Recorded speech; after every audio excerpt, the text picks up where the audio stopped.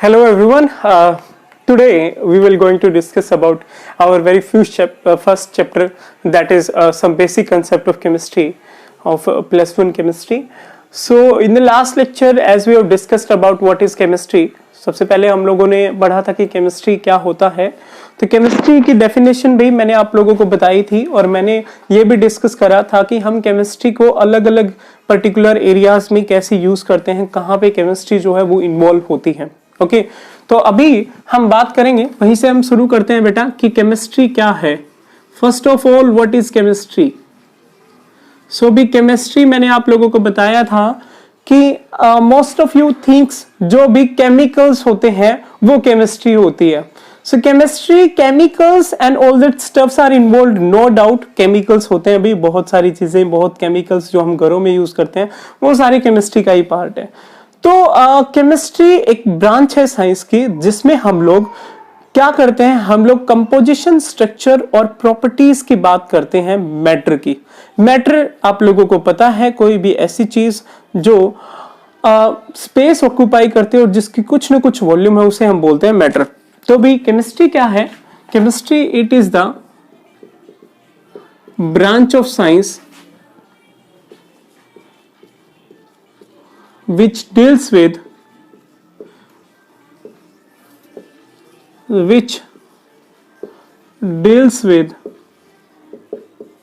structure, composition and properties of matter।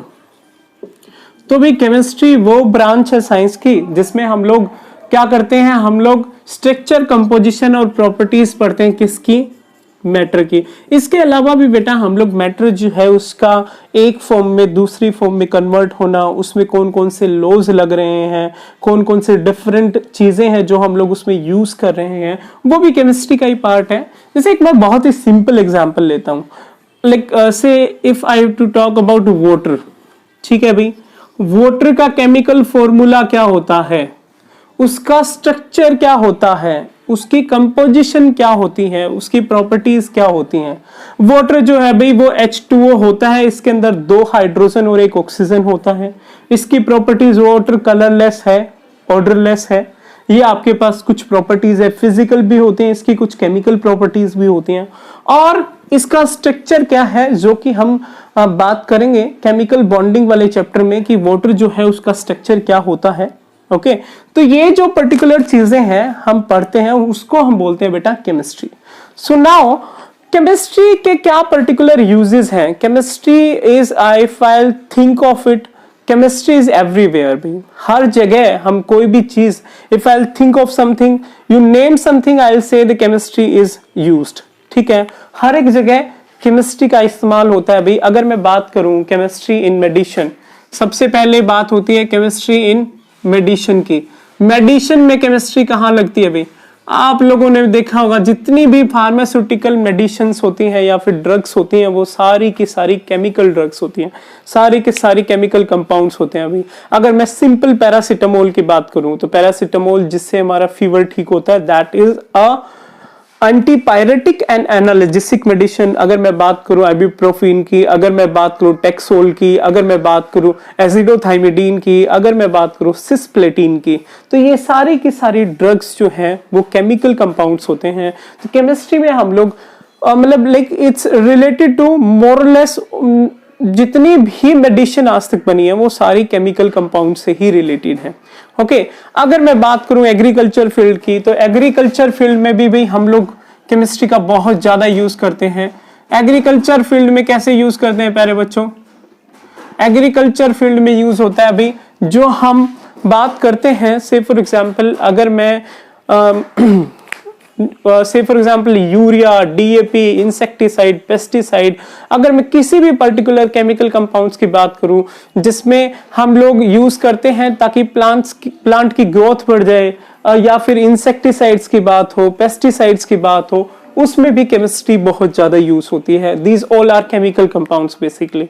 इसके अलावा भी मेडिसिन, एग्रीकल्चर, इसके अलावा अगर मैं वॉर्स की बात करूं तो बहुत वॉर में तो you can say chemical weapons, there is lot of chemical weapons were there.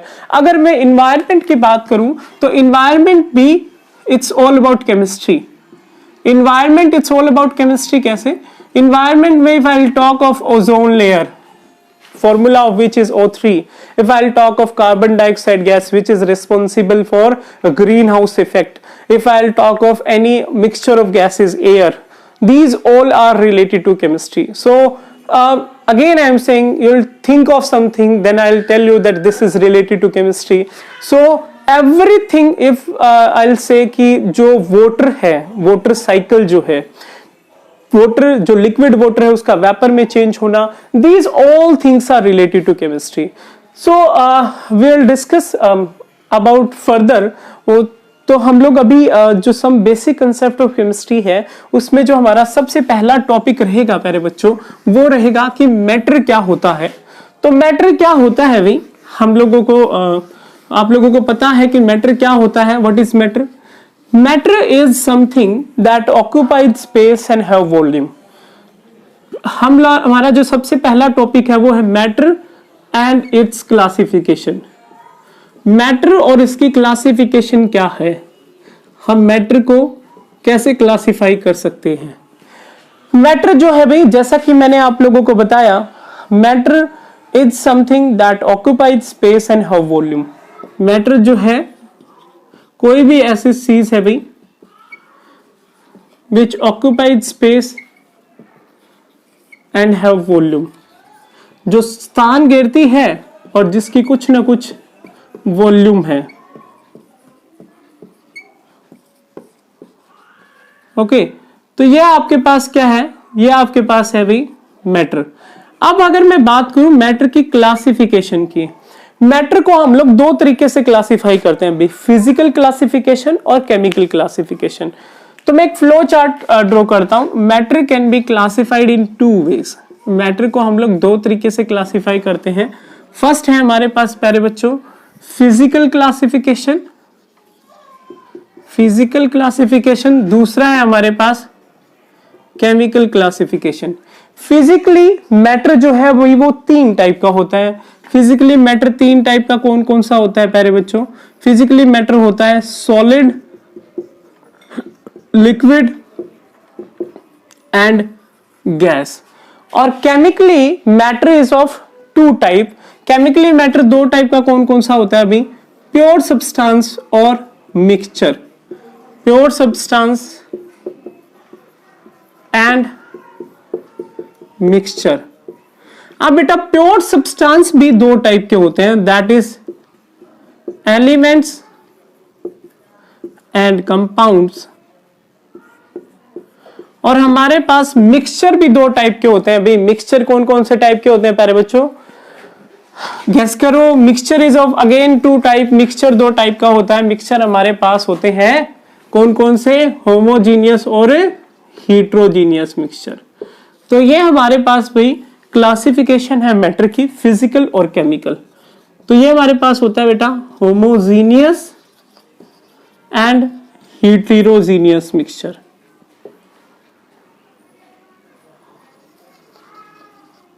Okay, अब हम वन बाय वन इनको डिस्कस करेंगे। सबसे पहले मैं फिजिकल क्लासिफिकेशन की बात कर लेता हूं।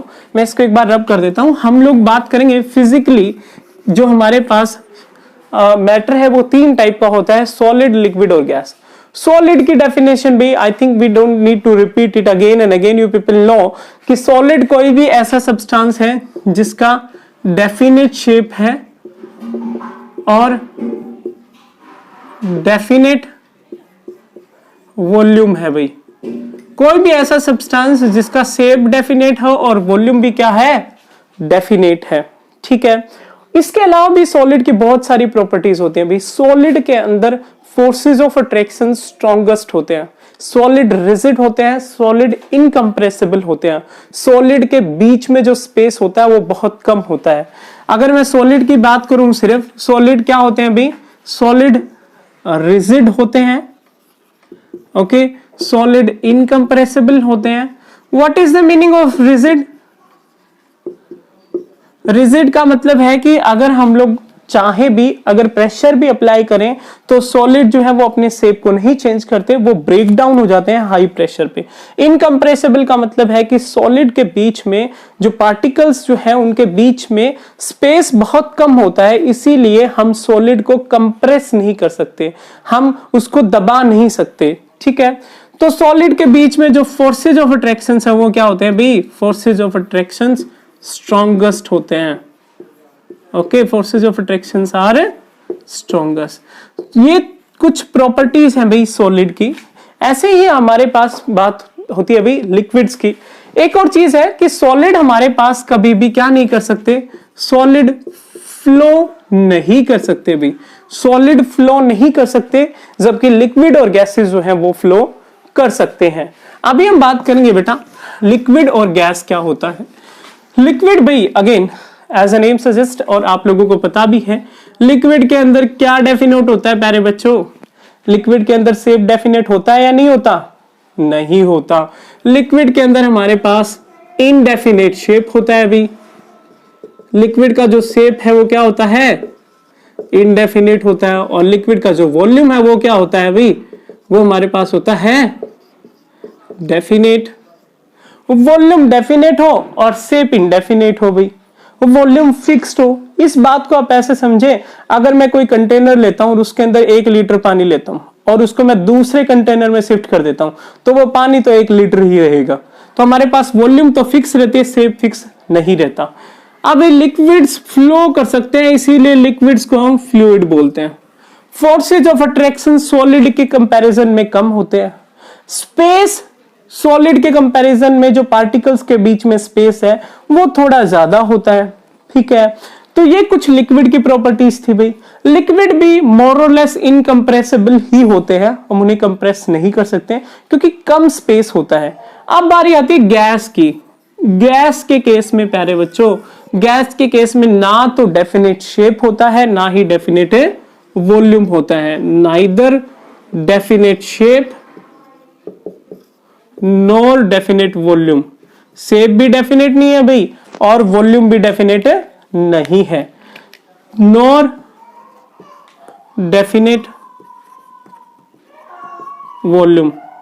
और जो हमारे पास बच जाता है भाई, गैसेस भी फ्लो कर सकती है, इनको हम फ्लूइड बोलते हैं।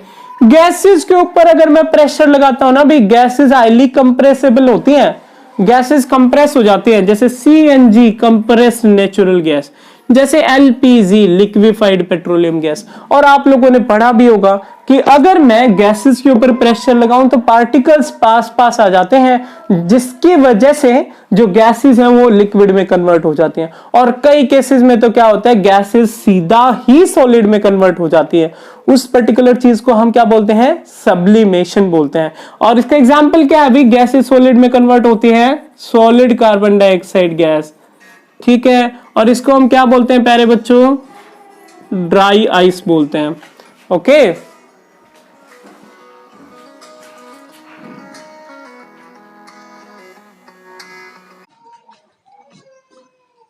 अच्छा, तो प्यारे बच्चों अब हम डिस्कस करेंगे about different type of what is chemical classification of matter. Matter को हम केमिकली कैसे क्लासिफाई करते हैं। अभी अभी मैंने आप लोगों को बताया था कि मैटर को हम केमिकली 2 तरीके से क्लासिफाई करते हैं। पहला जो हमारे पास मैटर की क्लासिफिकेशन है वो क्या है प्यारे बच्चों? वो है प्योर सब्सटेंस। और प्योर सब्सटेंस में जैसा कि नाम सजेस्ट कर रहा है, जो प्योरेस्ट फॉर्म में हो उसे हम बोलते हैं प्योर सब्सटेंसेस। और प्योर सब्सटेंसेस 2 टाइप के होते हैं, जो होता है एलिमेंट्स और कंपाउंड्स। तो भाई हमारे पास एलिमेंट्स और कंपाउंड्स में क्या डिफरेंस है, ये सारी चीजें वैसे आप लोग पहले पढ़ चुके हो, हम एक क्विक रिवीजन सा ले रहे हैं अभी इनका कि एलिमेंट्स और कंपाउंड्स क्या होते हैं। ये क्या है भाई? ये प्योर सब्सटेंस के टाइप है। और प्योर सब्सटेंस केमिकली हम लोग क्लासिफाई करते हैं प्योर सब्सटेंस को 2 तरीके से, एलिमेंट्स और कंपाउंड्स में। तो एलिमेंट्स क्या होते हैं भाई? एलिमेंट्स एक ऐसी चीज है जो सबसे प्योरेस्ट फॉर्म होती है किसी भी मैटर की। It is a purest form of a matter, purest form of matter. और सबसे बड़ी बात यह है कि हम लोग एलिमेंट्स को क्या नहीं कर सकते? एलिमेंट्स को हम लोग ब्रेक डाउन नहीं कर सकते भाई।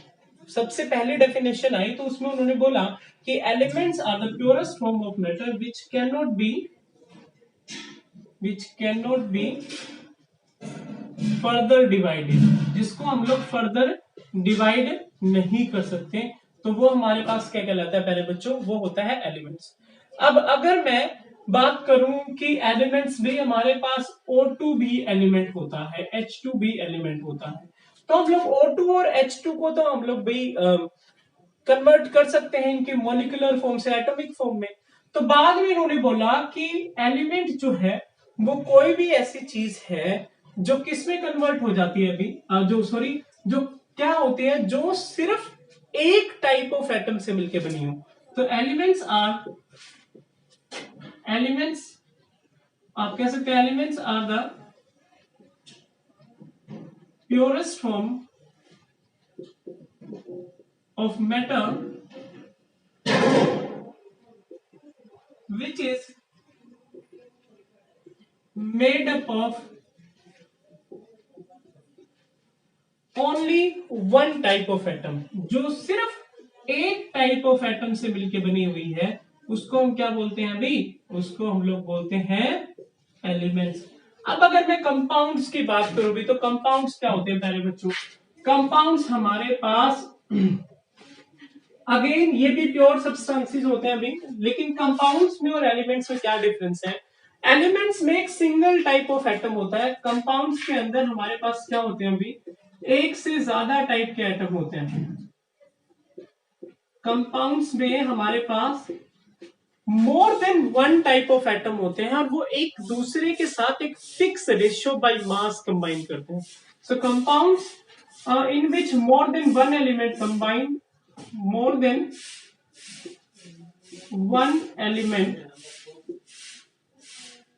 combine in a fixed ratio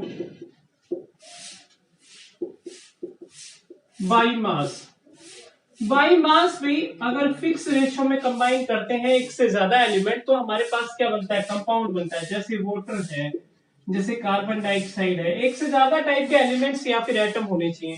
तो भाई वाटर में 2 ग्राम तो हमारे पास हाइड्रोजन और 16 ग्राम क्या है, ऑक्सीजन है। रेशियो क्या आ गया, 1:8 आ गया। कार्बन 12 ग्राम है, मास क्या होता है कार्बन का, एटॉमिक मास 12 ग्राम। ऑक्सीजन का मास भी 32 ग्राम, एक ऑक्सीजन का 16 और 2 ऑक्सीजन का 32 ग्राम। तो इसका रेशियो क्या आ जाएगा,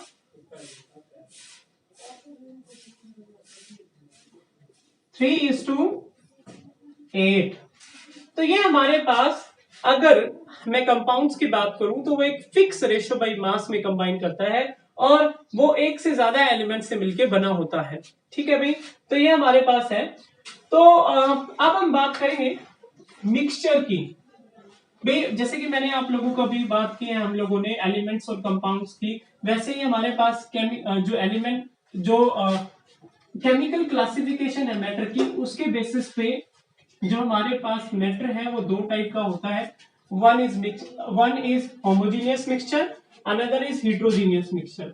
तो प्योर सब्सटेंस और मिक्सचर के बाद हमारे पास क्या आता है भाई, होमोजीनियस और हिट्रोजीनियस मिक्सचर। तो होमोजीनियस मिक्सचर क्या होता है भाई, होमोजीनियस मिक्सचर की हम यहां बात कर लेते हैं। होमोजीनियस मिक्सचर हमारे पास वो मिक्सचर होता है जिस मिक्सचर के अंदर अगर मैं 2 चीजों को मिक्स करूं और मेरे पास एक सिंगल फेज आए, सिंगल फेज अगर है तो उस मिक्सचर को मैं कौन सा मिक्सचर बोलूंगा, होमोजीनियस मिक्सचर बोलूंगा भाई।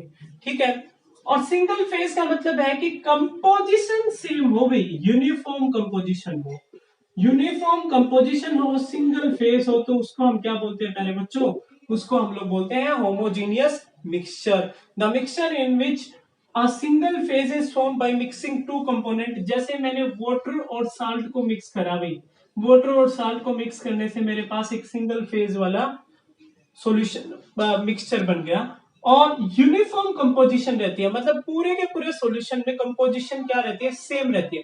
जैसे अगर मैं वाटर के अंदर सैंड या फिर सोयल मिक्स करता हूं तो उसमें क्या होता है कि कुछ अमाउंट जो सोयल है वो नीचे जम जाती है और कुछ ऊपर रहती है। तो कंपोजिशन जो है वो सेम नहीं रहती है, तो उसको हम कौन सा मिक्सचर बोलते हैं? उसको हम लोग बोलते हैं हीट्रोजीनियस मिक्सचर। तो अभी हम बात करेंगे हीट्रोजीनियस मिक्सचर की। हीट्रोजीनियस मिक्सचर क्या होता है? हीट्रोजीनियस मिक्सचर हमारे पास वो मिक्सचर होता है प्यारे बच्चों जिसके केस में अगर मैं दो चीजों को मिक्स करता हूं तो मेरे पास एक सिंगल फेज ना आके मोर देन वन फेजेस आए और composition through out the solution uniform ना रहे। जैसे मैंने क्या करा, वाटर के अंदर ऑयल को मिक्स करा, ठीक है। वाटर और ऑयल को अगर मैं मिक्स करता हूं तो मेरे पास क्या आते हैं? मोर देन वन फेज आते हैं, अभी अलग अलग दिखेंगे आपको। तो अगर मोर देन वन फेज हो पहली चीज, और कंपोजिशन क्या हो? नॉन यूनिफॉर्म कंपोजिशन हो, मतलब आपने क्या करा, आपने दो चीजों को मिक्स करा और कंपोजिशन या फिर थ्रू आउट द सॉल्यूशन आप देखोगे जिस चीज को आपने मिक्स करा है वो कहीं पे ज्यादा है कहीं पे कम है, तो उसको हम नॉन यूनिफॉर्म कंपोजिशन बोलते हैं। और ऐसे मिक्सचर को हम कैसा मिक्सचर बोलते हैं भाई? हीट्रोजीनियस मिक्सचर बोलते हैं। So this is about the chemical classification of matter. Next thing we will discuss in our next class.